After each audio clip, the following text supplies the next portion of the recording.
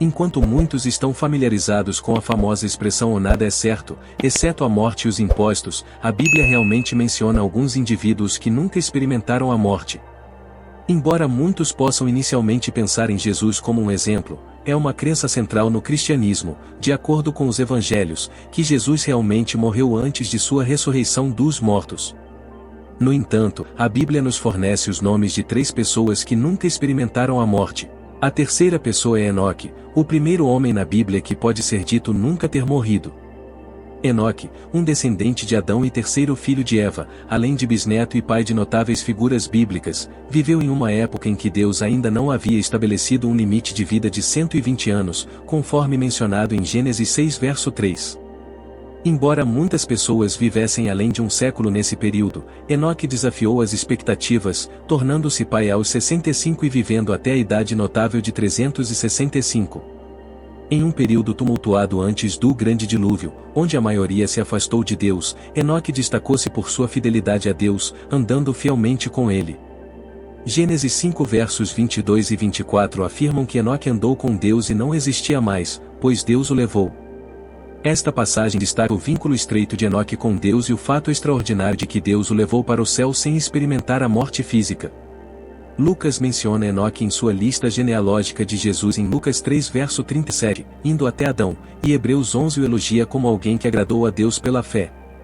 Hebreus 11 versos 5 e 6 destaca que Enoque foi tirado da vida para não experimentar a morte, sendo elogiado como alguém que agradou a Deus.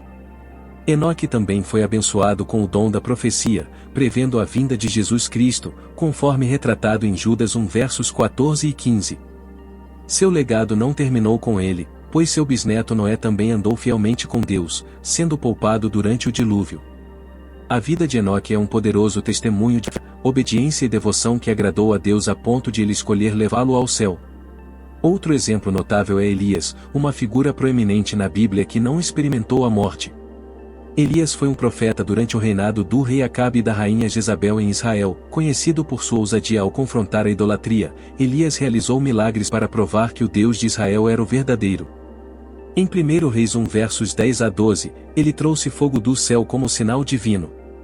Elias desafiou a impiedade de Acabe, instando-o ao arrependimento e retorno ao Deus de Israel, profetizou uma severa seca como castigo, que durou 3 anos e meio até que ele orou por sua conclusão. Em 2 Reis 2 verso 11, a história de Elias não morrendo é ainda mais dramática do que a de Enoque. Antes de ser levado aos céus em um redemoinho, ele passou seu manto para Eliseu e cruzou o rio Jordão a pé, separando as águas. O terceiro indivíduo que nunca experimentou a morte é Melquisedeque, um enigma na Bíblia.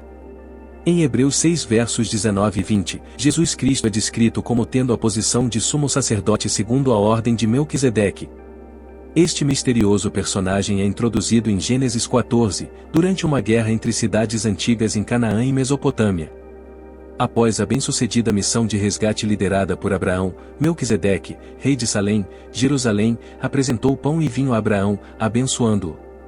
O nome Melquisedeque, que significa o rei de justiça, e o fato de ser rei de Salém, que é paz, tem levado muitos a especular sobre sua identidade. Ele é mencionado profeticamente em Salmo 110 verso 4, e Hebreus 7 verso 3 destaca que ele não tinha pai, mãe ou genealogia registrada, semelhante à vida do Filho de Deus. Há uma interpretação que sugere que Melquisedeque pode ser uma representação figurativa de Jesus Cristo, sendo o rei de justiça e rei da paz. No entanto, a narrativa é complexa, pois Jesus, conforme registrado no Novo Testamento, tinha paz, morreu e ressuscitou.